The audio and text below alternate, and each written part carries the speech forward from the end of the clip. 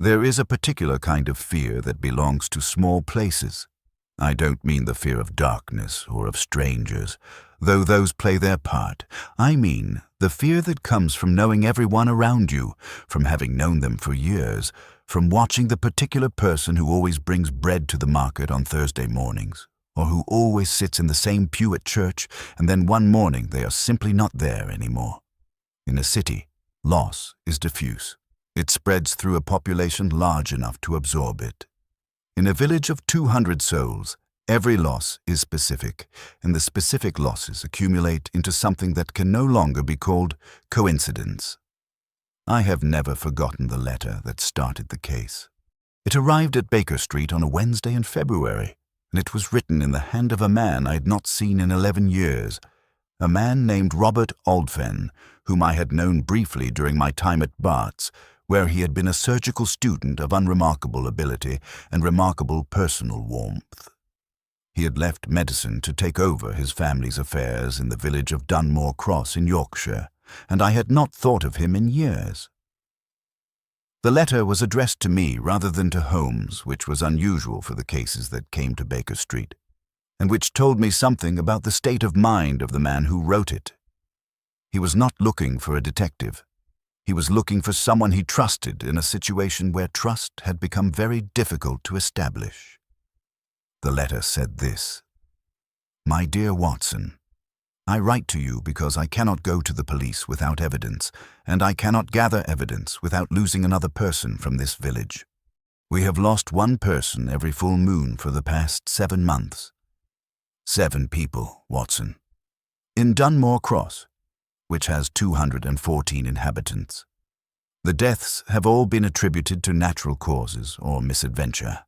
A man who drowned in the mill pond, a woman who fell on the cellar stairs, an elderly gentleman whose heart simply stopped, and 4 others equally unremarkable if taken individually. But 7 deaths in 7 months in a village of this size is not unremarkable. It is statistically impossible as coincidence. I have counted, and I have gone sleepless over the counting, and I am writing to you because the next full moon is in 9 days, and I believe someone will die, and I do not know how to stop it." Holmes read the letter twice when I showed it to him that evening. He read it the second time more slowly, which was his sign of genuine interest. Then he set it on the table and looked at the fire for approximately 3 minutes. "Yorkshire," he said. "Dunmore Cross," I confirmed. "Small village. I know the man who wrote this. He's trustworthy." "The deaths," Holmes said. 7 months, 7 deaths. The causes are all different. That's what he says. Which is either the most sophisticated series of murders I've encountered, or a man who is so frightened that he has found a pattern in genuine natural deaths. He picked up the letter again and looked at the date at the top. The date the next full moon fell, which Aldfen had written explicitly, was 9 days from the date of the letter. "We need to leave tomorrow," Holmes said. "I want 2 days in the village before the full moon." "You believe him," I said. "I believe the statistical argument," Holmes said. 7 deaths in 7 months in a population of 200 is not natural mortality.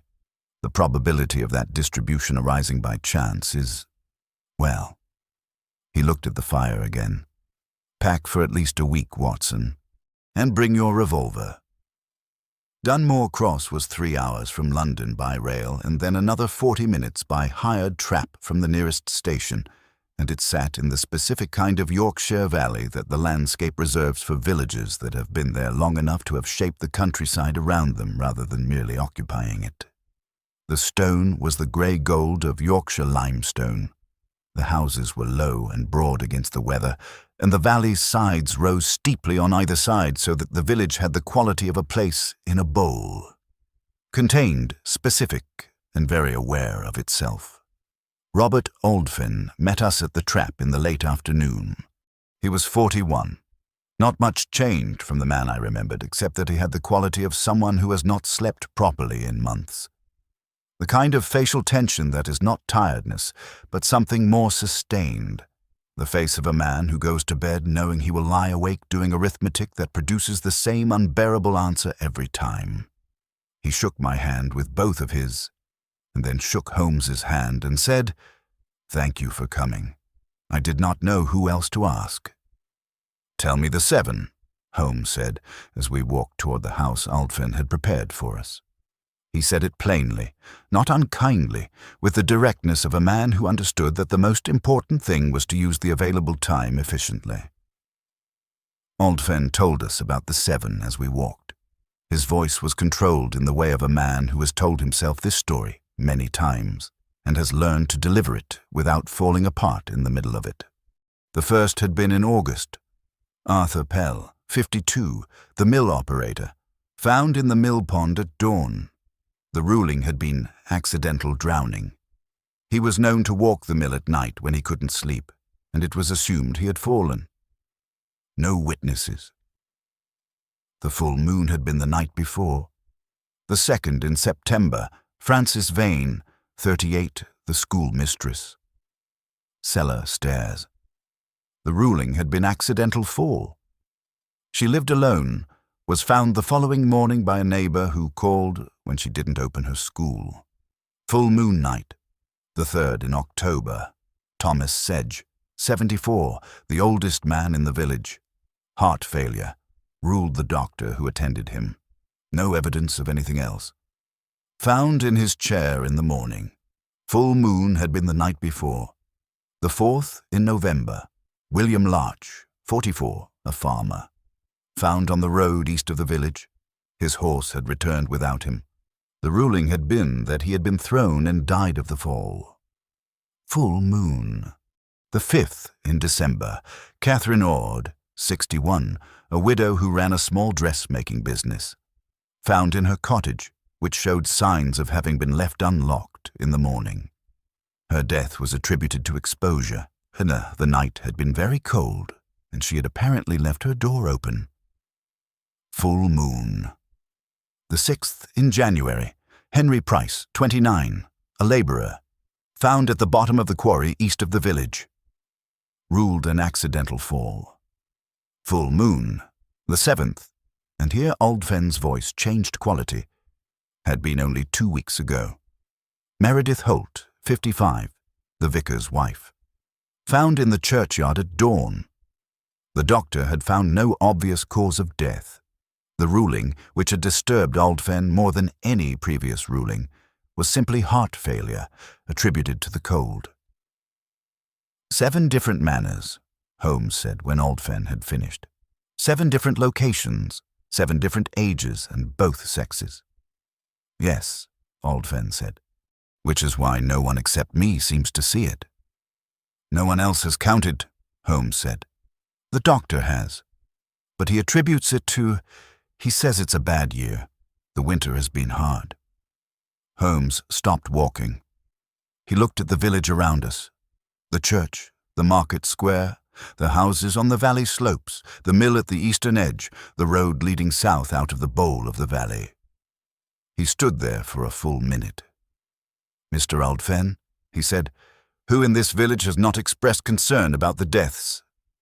Aldfen looked at him with the expression of someone who had not thought to frame the question that way. "Most people haven't. They accept each death as individual. No, I mean, who, when the subject has come up, has specifically minimized the pattern? Not simply failed to notice it, but actively discouraged the concern?" Aldfen thought. "Dr. Marsden," he said. "He signed 4 of the death certificates. He's been very firm that there's no connection." "The doctor," Holmes said. He didn't say anything more. He simply started walking again. Holmes spent the following day in the village with the systematic attention he brought to any physical space that had become the setting for something significant. He walked every street.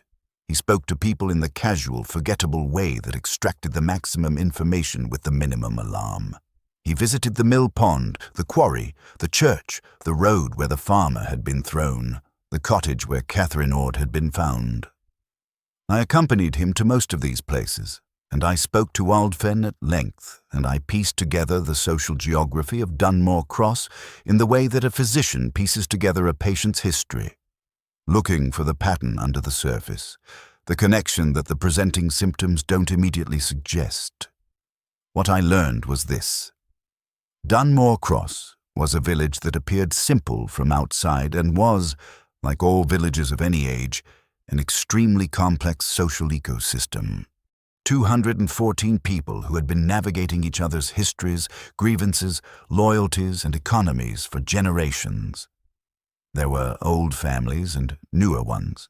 There were the people who owned things and the people who worked for the people who owned things. There were the ones who went to the church and the ones who didn't.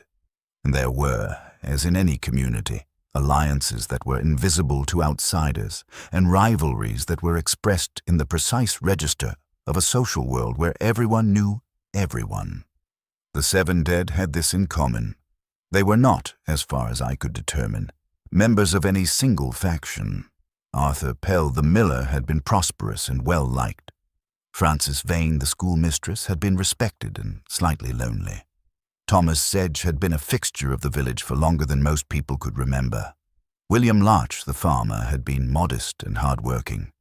Catherine Ord, the dressmaker, had been sociable and generous. Henry Price, the labourer, had been young and unremarkable. Meredith Holt, the vicar's wife, had been active in the community and universally regarded well. No social thread connected them, obviously. No shared enemy, no shared interest, no shared property dispute that I could identify. I said as much to Holmes when we met for dinner at the inn where Aldfen had arranged our rooms. Holmes received this with the expression he wore when information he had been waiting for arrived and confirmed something he had suspected. "No obvious connection," he said, "which is precisely why this has gone unseen for 7 months. The deaths appear random, and the randomness is the point."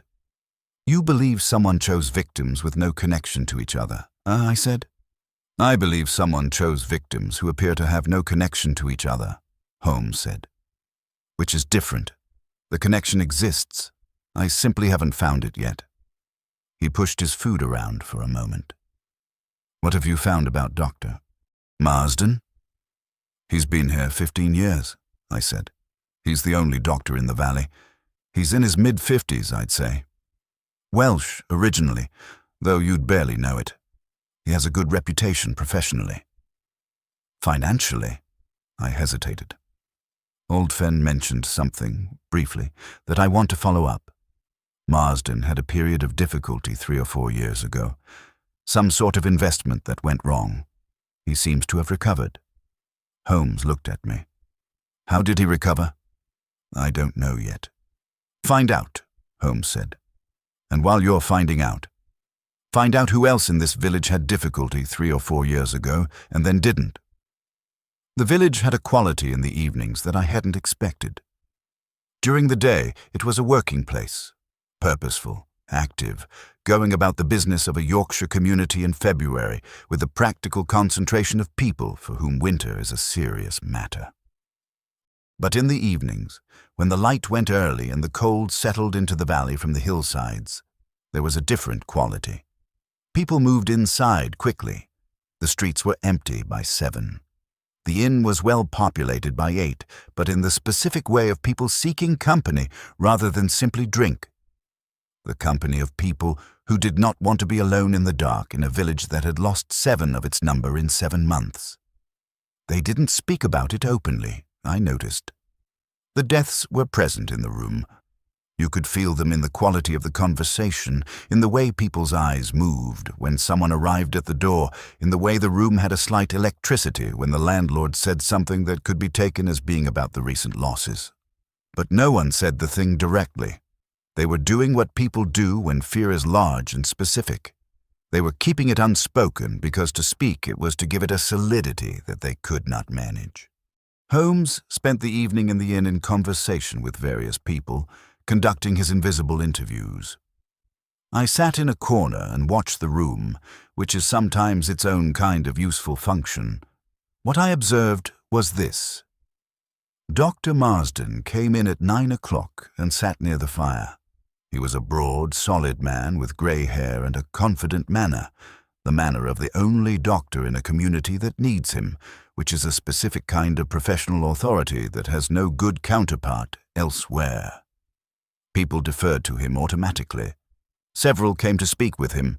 He responded warmly, with the ease of a man who is comfortable in his position. Holmes found a way to sit beside him within 20 minutes.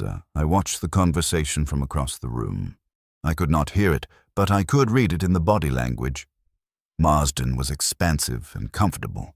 Holmes was pleasant and interested and slightly deferential.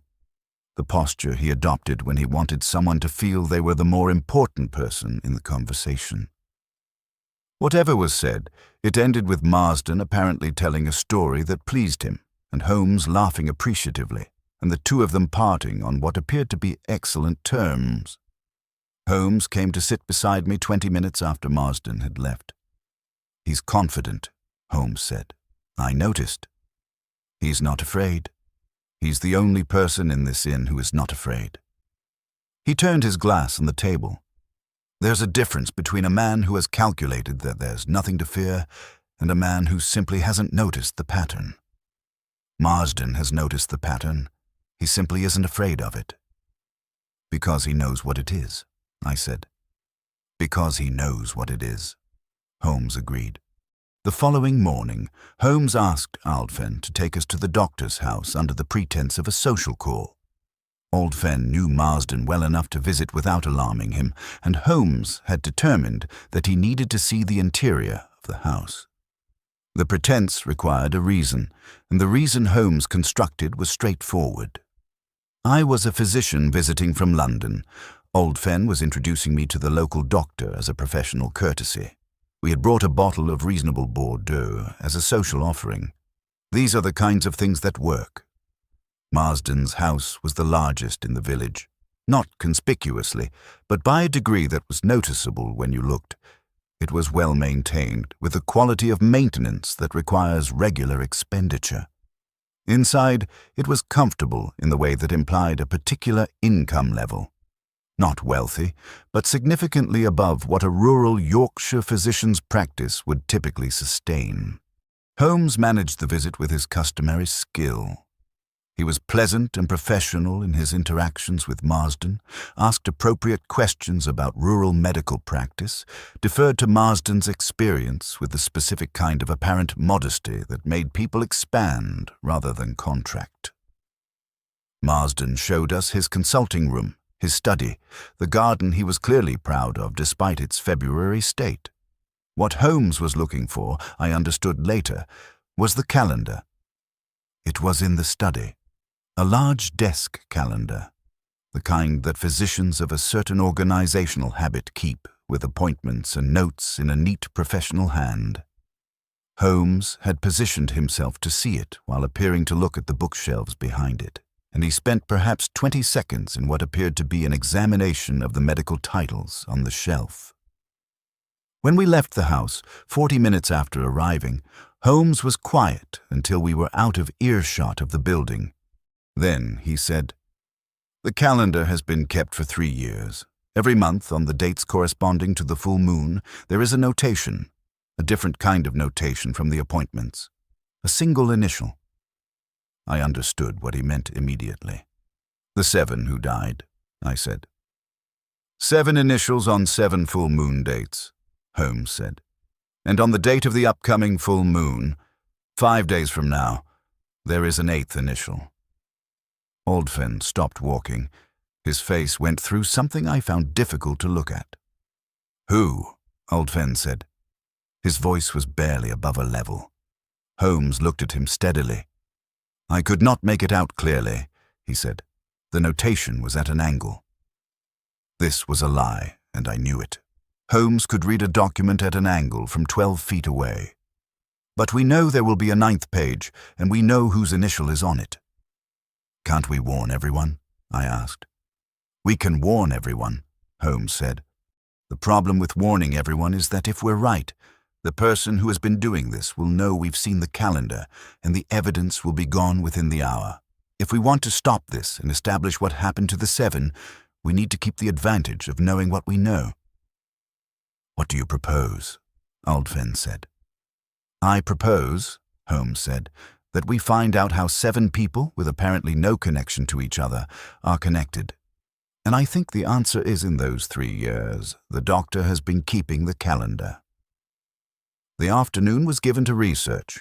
Holmes set Aldfen to locating the village's rate books and any records of property transactions from the past 4 years, the period that included the financial difficulty Marsden had apparently experienced and then recovered from. I went to speak to people in the village. The landlord of the inn, the woman who ran the general shop, a retired farmer who had been born in the valley and knew everything about it with the comprehensive knowledge of someone who had been accumulating it for 60 years.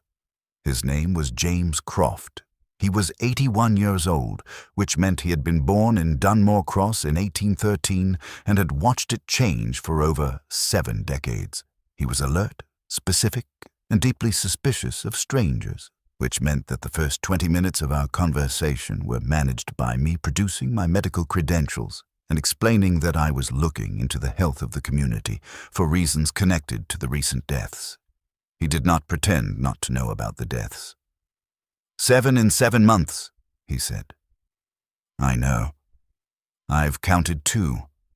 It's not natural." "What do you think is happening?" I asked. He looked at me with the specific directness of a very old man who has decided he may as well say the thing he has been thinking.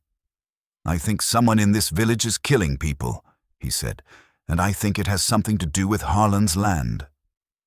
"Harland," I said. "Bartholomew Harland. He owns—" Croft paused and corrected himself. "He owned the eastern field, the quarry field, and the meadow south of it.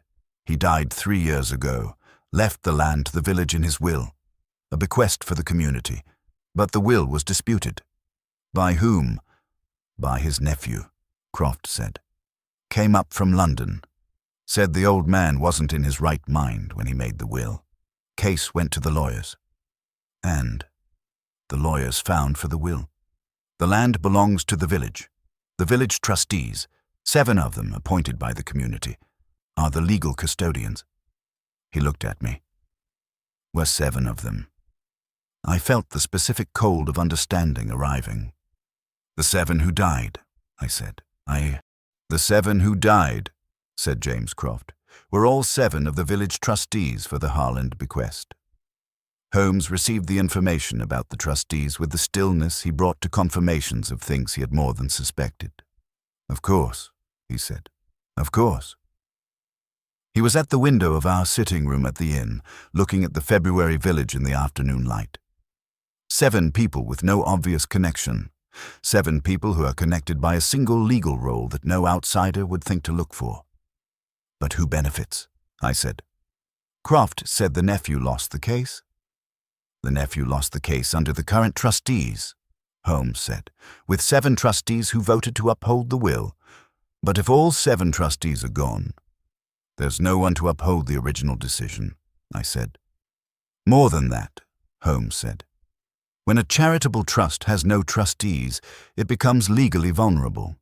A sufficiently determined and well-resourced legal challenge, at the right moment, with the right argument about the validity of the trustee appointment itself, could potentially overturn the original ruling." He turned from the window. "What is the land worth?" I had thought to ask Croft about this.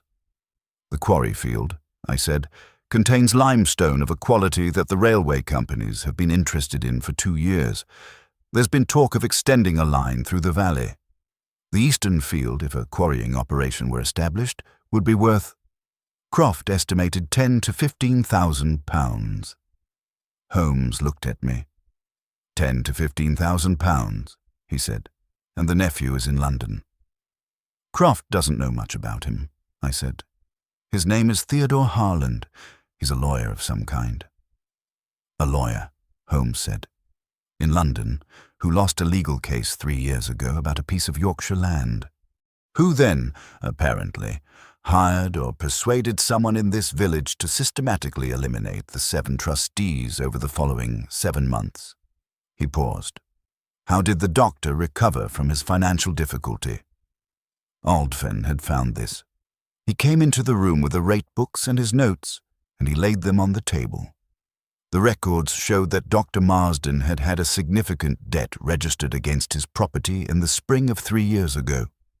The debt had been cleared 18 months later, 2 months after the first death, 2 months after Arthur Pell, the miller, drowned in the mill pond. "He was paid," I said.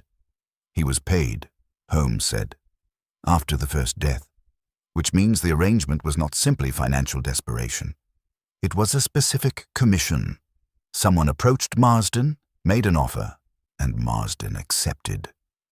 "But Marsden is the doctor," Aldfen said. "He's the one who signed the death certificates. He had access to everyone. People trusted him." "People trusted him implicitly," Holmes said. "He visited the dying. He visited everyone who was sick. He had reason to be alone with people. He had pharmaceutical knowledge. He had authority." He looked at the calendar he had sketched from memory, a drawing of what he had seen in Marsden's study. And he had a plan that was nearly perfect. "Nearly," I said. "Nearly," Holmes agreed, because he didn't account for Robert Aldfen counting the dead. The question that remained was the 8th initial on the calendar, the person who was to die on the upcoming full moon, now 4 days away. Holmes thought about this for some time. He was convinced he had seen the initial clearly, but he refused to tell me what it was, which was his way of ensuring that we would act rather than simply warn. His reasoning, when I pressed him, was this: if we warned the intended 8th victim, Marsden would know we had seen the calendar. The calendar would be destroyed. The evidence of the previous 7 deaths without witnesses, 7 deaths attributed to natural causes, would be extremely difficult to reconstruct without the calendar.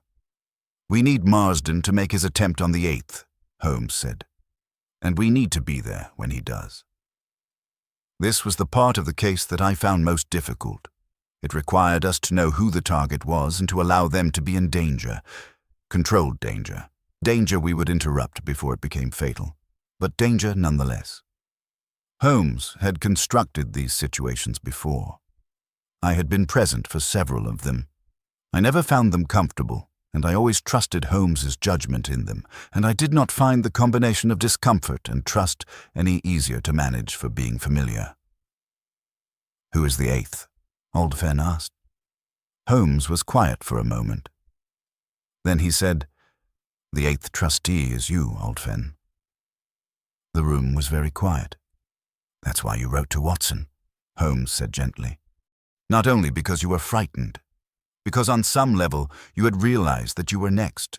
You counted 7 deaths and you realized that you were the 8th trustee, and you reached out to someone you trusted because you were running out of time."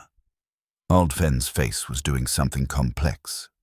"I didn't know I was a trustee," he said. "I mean, I knew I was a trustee, but I hadn't connected." "Your mind was protecting you from connecting," Holmes said.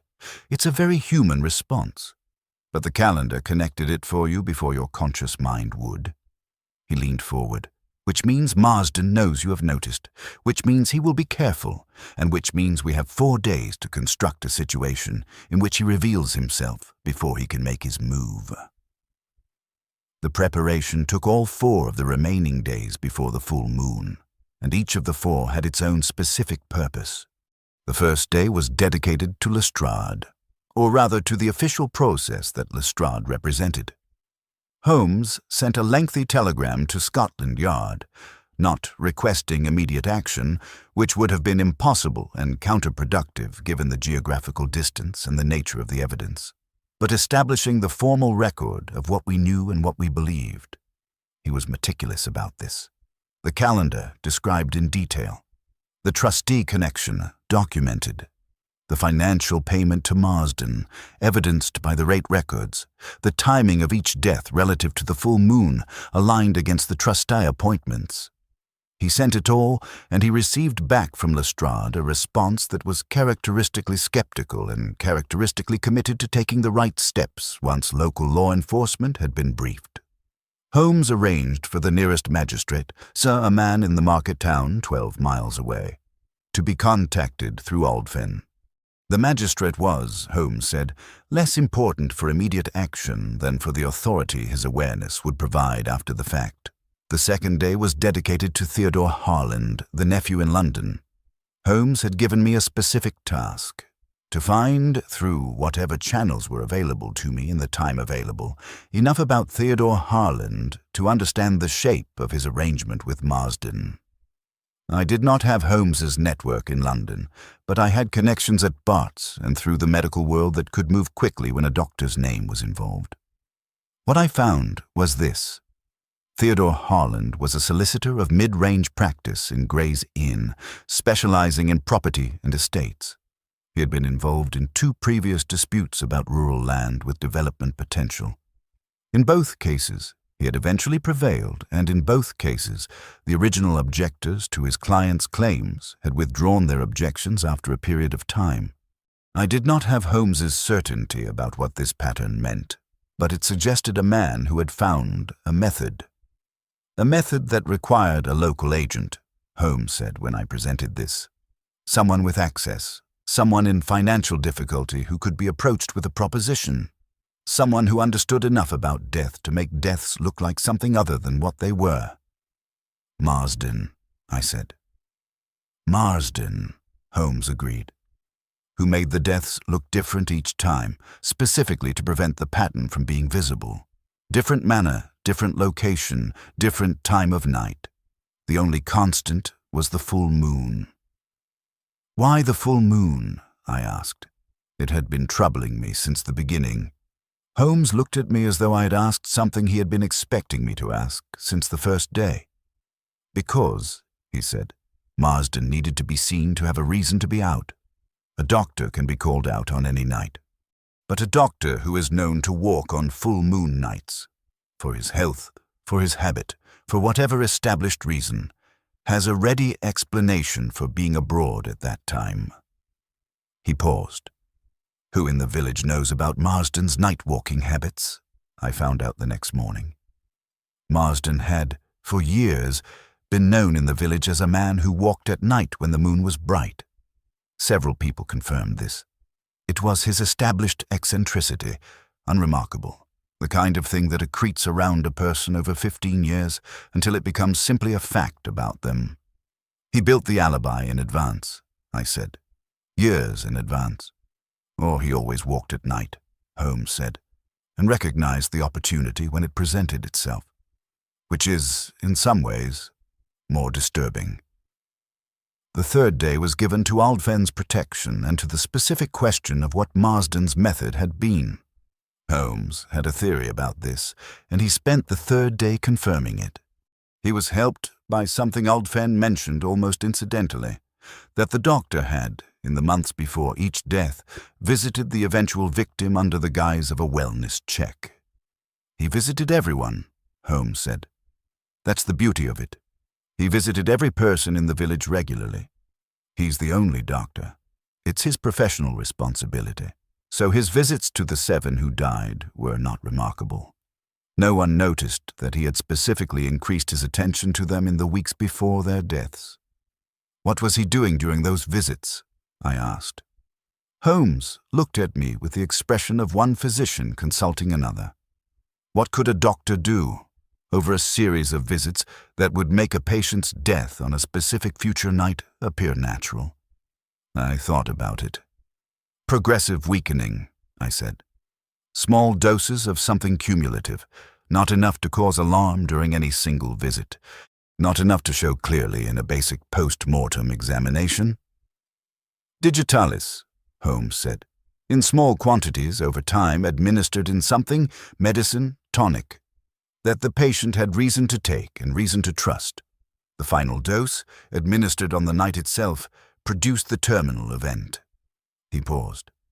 In most cases, the drowning, the fall from the horse, those may have been slightly different. A man who is already weakened, who is out at night because his heart is behaving strangely, is much more likely to fall.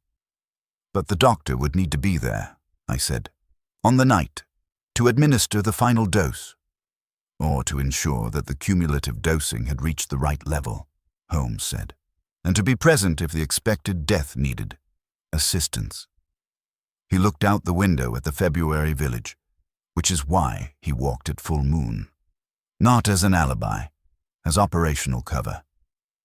The fourth day, the day before the full moon, Holmes made his arrangement for Old Fen.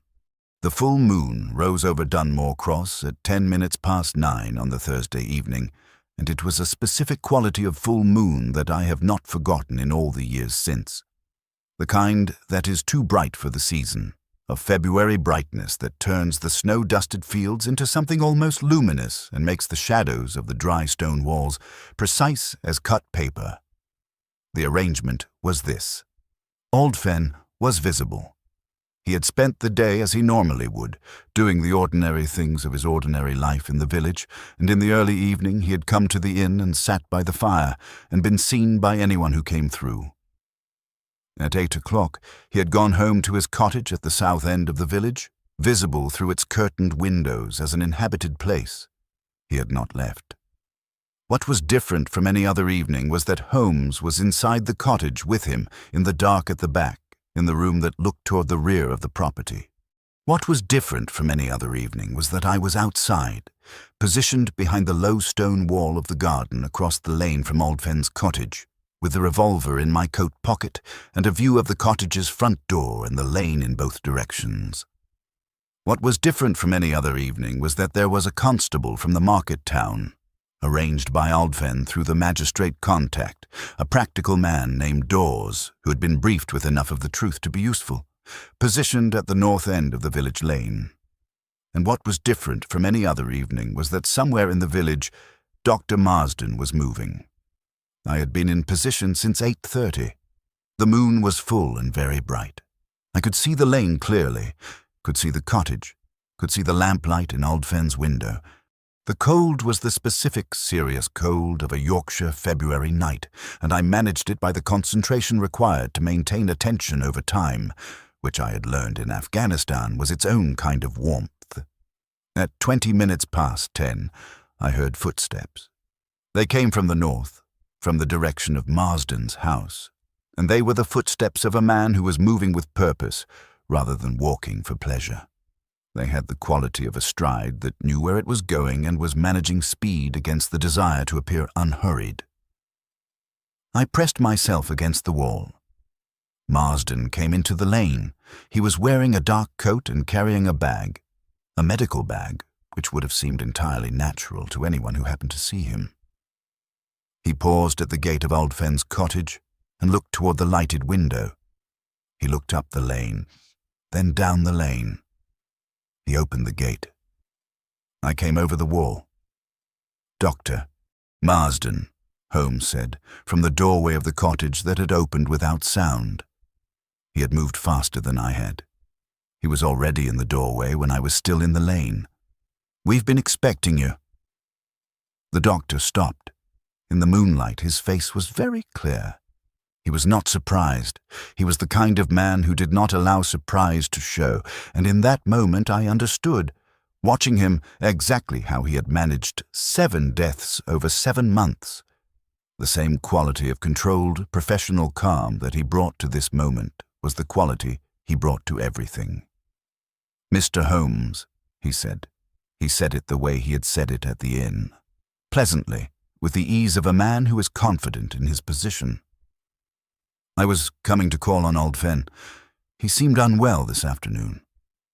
"At 10:30 on a cold night," Holmes said, "with your bag." "I'm the doctor," Marsden said. "These are my working hours when they need to be." "They are," Holmes said. "Come inside, Dr. Marsden.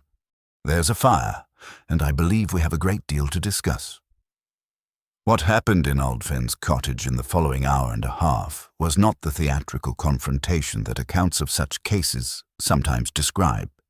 It was, instead, the specific and somewhat grim process of a man running out of room. Marsden was intelligent and controlled, and he had, for 7 months, successfully managed a situation that required both those qualities in sustained combination. Confronted with Holmes's specific and detailed account of what he had done and how, he employed the full range of responses available to a man in his position: denial, alternative explanation, challenge to the evidence, and finally, after 40 minutes, a quality of silence that was different from the previous silences. A silence that acknowledged, without speaking it, that the room had closed around him. Holmes did not triumph. He never did in these moments. The theatrical confrontation was not his style. He laid the evidence out with the precision of a man arranging a case for the court that was to follow, and he waited for each element to do its work. The calendar, described in specific detail, including the initials on each full moon date and the 8th initial, which was, as Aldven now knew, his own. The trustee connection, each of the 7 dead, their appointment dates, the legal significance of eliminating all 7. The financial record, Marsden's debt and its clearance in the specific period after the first death. Theodore Harland, his previous pattern, his interest in the Dunmore Cross land, the railway valuation. The method, the progressive administration of a cardiac agent over weeks of what appeared to be routine medical visits, confirmed by Holmes's pharmaceutical knowledge and my own clinical assessment, which had identified in the weeks prior to the deaths a pattern of complaints, heart irregularities, fatigue, dizziness, that were consistent with low-level digitalis accumulation. At the end of this, Marsden said, "You cannot prove any of it." "We can prove enough," Holmes said. "The calendar proves the planning. The financial record proves the payment. The medical records of the deceased prove the pattern of symptoms. The post-mortem examination of the most recent victim, Mrs. Holt, whose body we have arranged to have properly examined by a specialist from Leeds, will, I believe, provide the toxicological evidence that ties the method to the man." He looked at Marsden steadily. "And Theodore Harland, when he understands that this case is coming toward him, will provide everything else. Men in his position generally do." Marsden was quiet. "There is one thing you could provide," Holmes said, "that the investigation will appreciate. The specific arrangement, how it began, what Harland offered, what the sequence was." Marsden looked at the fire for a long moment. Then he said, "He approached me at a conference in Leeds 3 years ago. He said he needed someone with local access and medical credentials. He said the land was worth a great deal and he was willing to share it." A pause. "I had debts. I had made mistakes. He offered a way out." "And you accepted," Holmes said. "I accepted a conversation," Marsden said. "The conversation became an arrangement." Another pause. "I did not enjoy it. I want that noted." "It will be noted," Holmes said. "By the court." Constable Dawes was at the door by this point, and the remainder of the evening's business was conducted with the specific formality that official processes require. The legal resolution of the case of Dunmore Cross was lengthy and involved parties in both Yorkshire and London, and I will not describe it in its full complexity here. Not because it was not important, which it was, but because the legal proceedings, while necessary, were not the thing I remembered most about the case when I looked back on it afterward. Theodore Harland was arrested in London within the week, on the charge of conspiracy to murder. He retained excellent counsel, as men of his resources do, and the proceedings extended into the following year. The outcome was, in the end, what Holmes had predicted it would be. When Harland understood that Marsden was going to provide the arrangement in full, he provided his own account first, and the 2 men's accounts, taken together, established the facts of 7 murders and 1 attempted murder with a clarity that was sufficient for the court. Marsden was sentenced appropriately. Harland, as the organizing intelligence behind the scheme, received the heavier sentence. The Harland bequest remained with the village. A new set of trustees was appointed, with appropriate legal protections this time, and the land, which was indeed acquired by a railway interest the following year for £12,000, became the foundation of a community fund that benefited the residents of Dunmore Cross for a generation. These outcomes are important. They are the measure of whether the intervention made a difference. But they are not, as I said, what I remember most. What I remember most is the morning after the full moon night, when Holmes and I walked through Dunmore Cross in the early February light with Old Fen, and the village, which had not yet fully understood what had happened, which would not understand for days, was simply going about its ordinary business. The woman with the bread, who had always had the bread, was carrying it to wherever she always carried it. The two men who always spoke at the corner of the market square were speaking at the corner of the market square. The church bell rang the 8 o'clock and then was quiet. "They don't know yet," I said. "No," Old Fen said. "They'll know by evening." "What will they feel?" I asked, and it was an odd question, but it felt like the right question. Old Fen thought about it for a moment. "Relief," he said, "and then grief. They've been grieving all winter without knowing they were allowed to. Now they'll know what they were grieving." Holmes was walking a little ahead of us, looking at the village in the morning light with the expression he sometimes had when a case had been resolved, and the resolution revealed something about the people involved that the case itself hadn't fully captured. "The pattern," he said, without turning. "That's what they'll feel. They'll understand that there was a pattern, and for some of them, understanding the pattern will be worse than not understanding it, because the pattern means it was not random. It means 7 specific people were chosen. It means the 7 who are gone were gone for a reason, which is both more bearable and less bearable than being gone for no reason."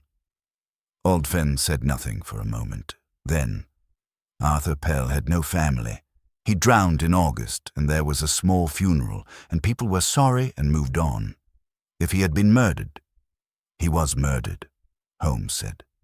"If we knew he was murdered in August, when it happened," Old Fen said, "would we have stopped it? At 1? Holmes turned. "Possibly, if the pattern had been visible then."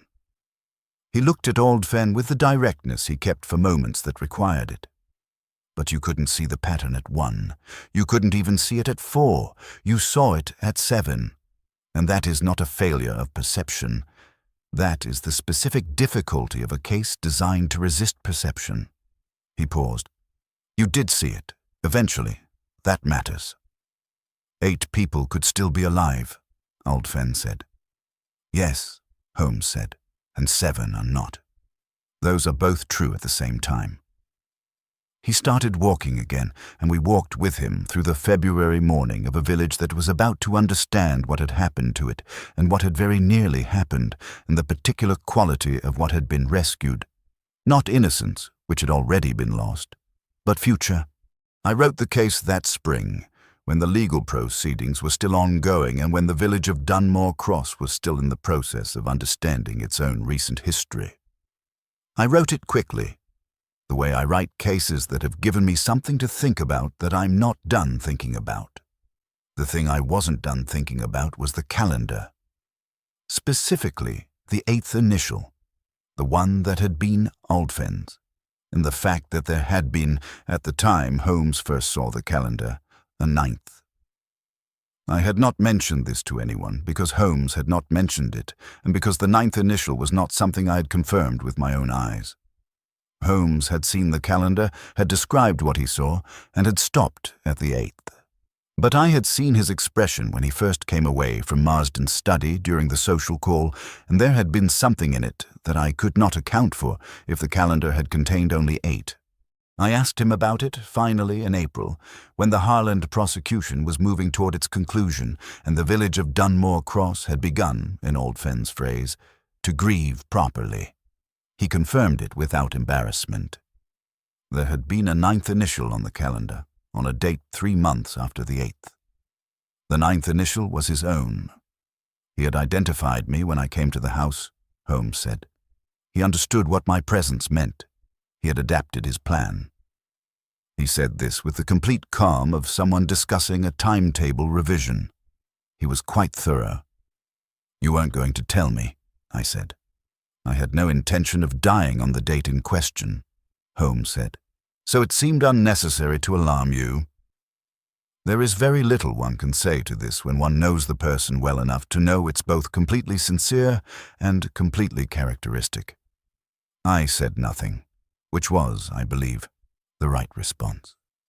The calendar was entered as evidence in the Marsden trial.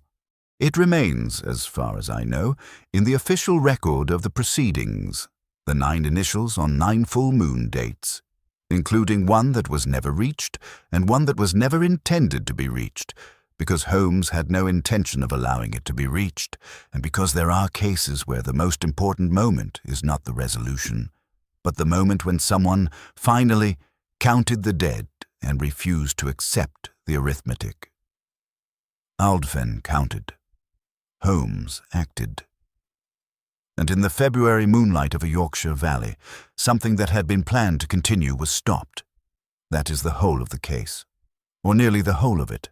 The rest is legal record, which anyone can read. The part worth preserving is this. A village of 200 souls lost 7 of its number to a pattern that no one was supposed to see.